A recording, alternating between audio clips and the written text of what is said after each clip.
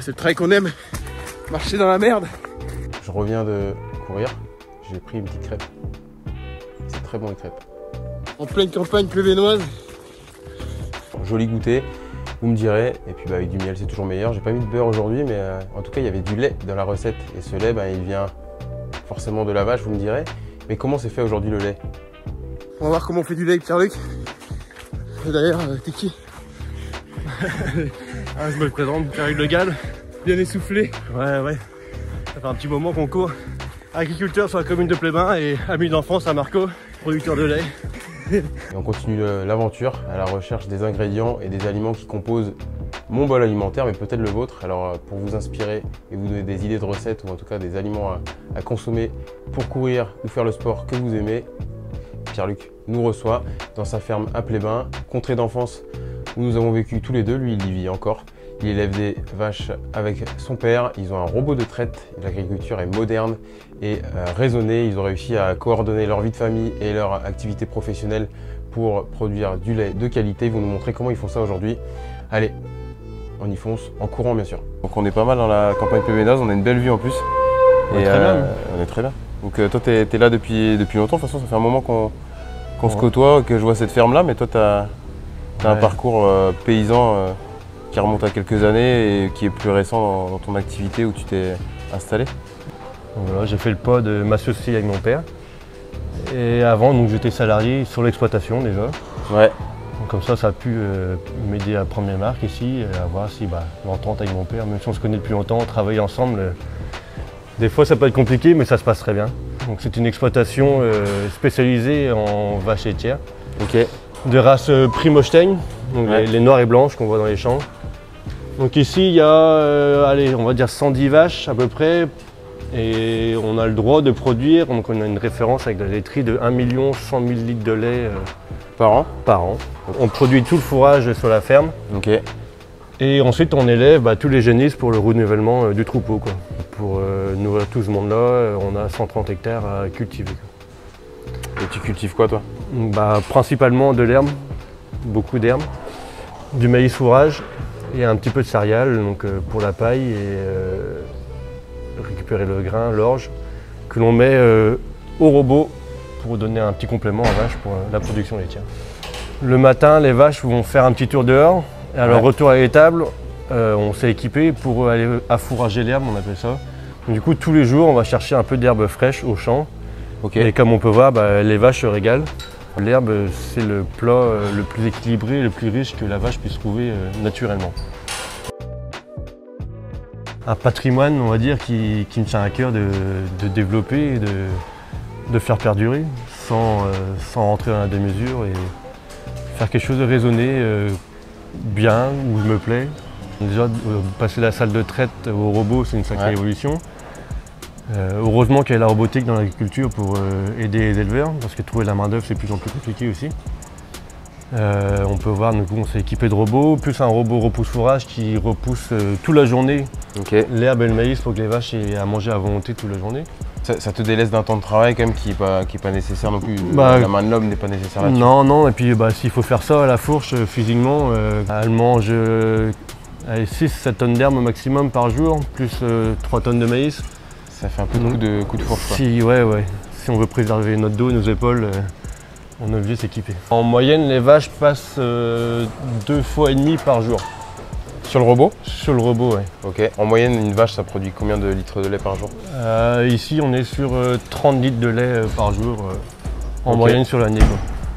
Donc 2 robots de traite parce qu'on dit un robot de traite pour 60 vaches. Ok. Donc ici, on a entre 100 et 110 à traire, donc on est obligé d'en acheter 2. Donc la vache rentre dans le robot d'elle-même, c'est elle qui décide d'y aller? C'est ça. En fait, la vache fait sa vie dans le bâtiment. Ouais. Elle a son collier. Ok. Et en gros, son collier permet de l'identifier quand elle rentre dans le robot.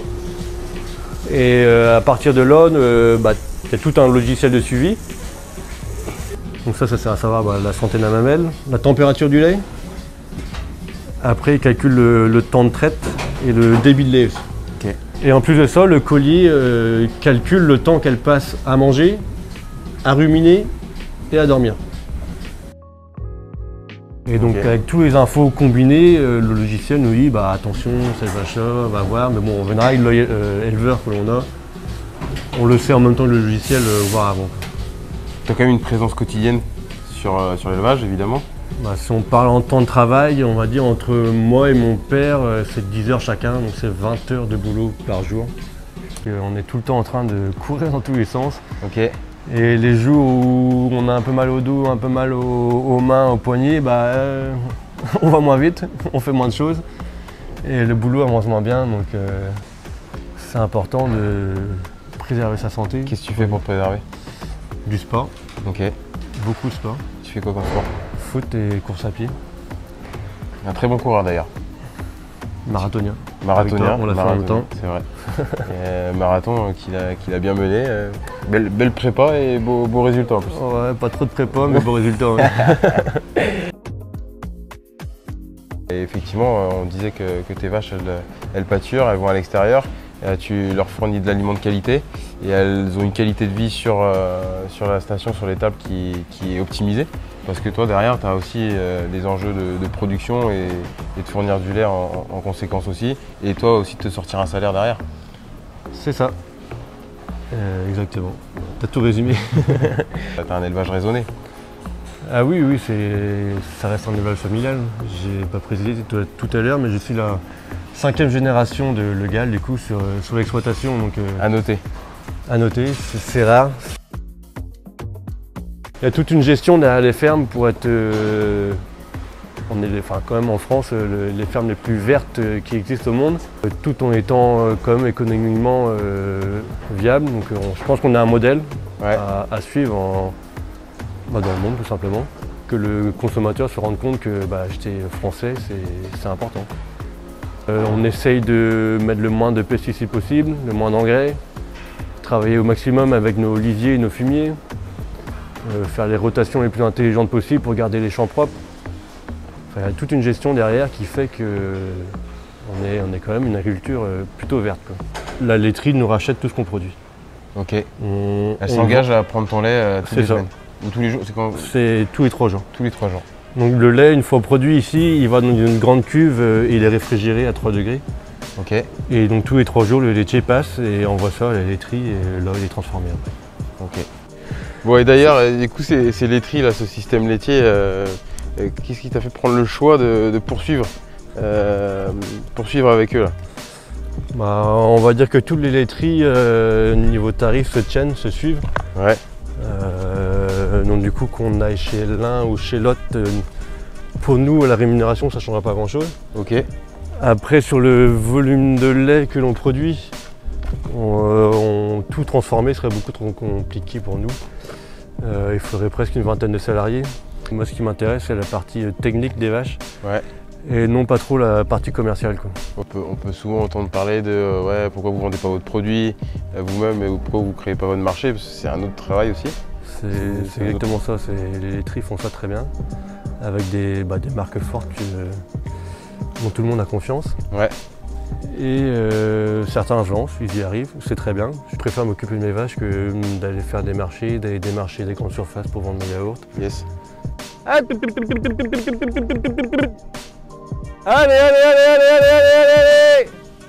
Marrant ça. Ouais, c'est les petits cris, je sais pas pourquoi, mais ça marche très bien. On a toujours fait ça, mon père, mon grand-père. Et donc c'est le même de père en fils, quoi. Exactement. Tu veux que je te le refasse? Vas-y, signez le Gall. Et tu peux fumer là-bas, maintenant, regarde comment ça marche bien, elles arrivent toutes. Oh la vache, le cow-boy. Là, tu nous sers un lait froid. C'est ça, un lait froid, il y a 2 jours de lait dedans. Ça fait longtemps qu'on n'a pas bu un verre de lait ensemble. On est passé à la bière assez vite. Bon, bah santé.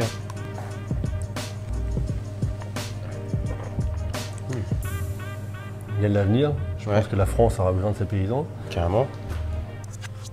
de bons produits, parce que si l'espérance de vie augmente, c'est pas que grâce aux compléments alimentaires, mais c'est aussi parce que voilà, on mange bien.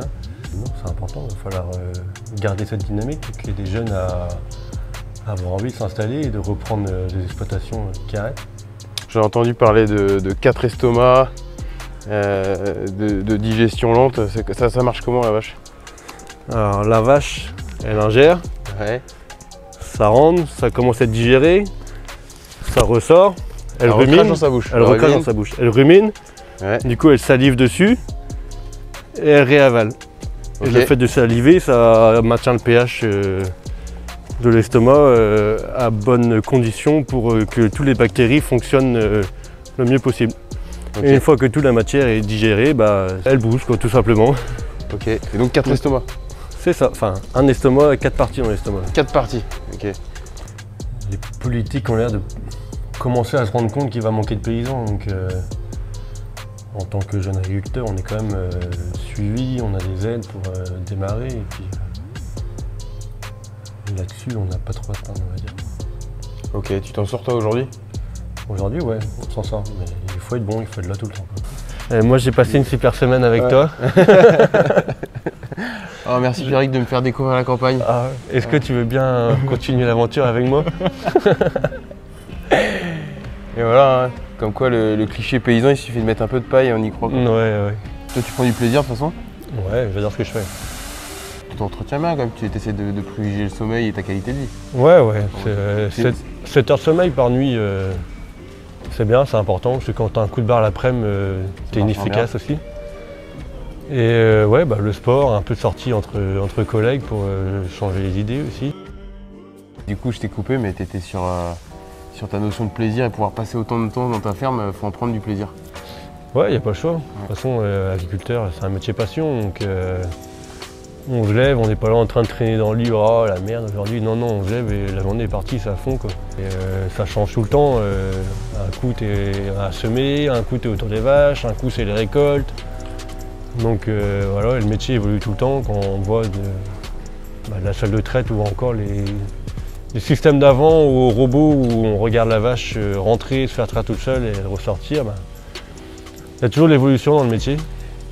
Et c'est ça qui est positif pour toi et qui te fait gagner en qualité de production et en qualité de vie et qui peut être décrié par d'autres qui voudraient que ce soit encore un peu la préhistoire dans ton élevage aussi. Il y a la notion de plaisir, mais il y a aussi la notion financière qui rentre en jeu. Donc on n'est pas là pour perdre de l'argent, on est là pour gagner notre vie, pour faire vivre notre famille, puis d'avoir une qualité de vie aussi. Donc nous on a fait le choix des robots parce qu'on trouvait que ça rentrait en plein dans nos critères. Entre productivité et qualité pour les vaches, qualité pour les œufs. Qualité du produit. Qualité du produit aussi. Top. Et on va même se fournir un petit litron de lait, on va voir ce qu'on va faire. On va goûter ça? Allez, on va goûter ça. Allez. Et donc là on va pouvoir se faire des ravitaux de qualité. On va trouver des œufs, un peu de farine et le bon lait venant de chez Pierre-Luc. Merci pour ton accueil et pour toutes tes explications. Comme ça, on en sait plus aussi comment est produit notre lait en France. Et puis c'est important de voir des mecs comme toi passionnés et qui prennent du plaisir. Merci à toi aussi de montrer ce que font les travailleurs, les agriculteurs, qu'on fait pas que des conneries. Bah non, faites pas que des conneries, faites du bon boulot. Ouais, qu'on fait pas que manifester. Ils arrêteront de cramer des pneus, ça je vous le jure. Et ils vont continuer à courir et à produire des bons produits. Donc soutenez-les, soutenez les producteurs français. Et très vite sur les cochons qui courent, Pierre-Luc. Et achetez français.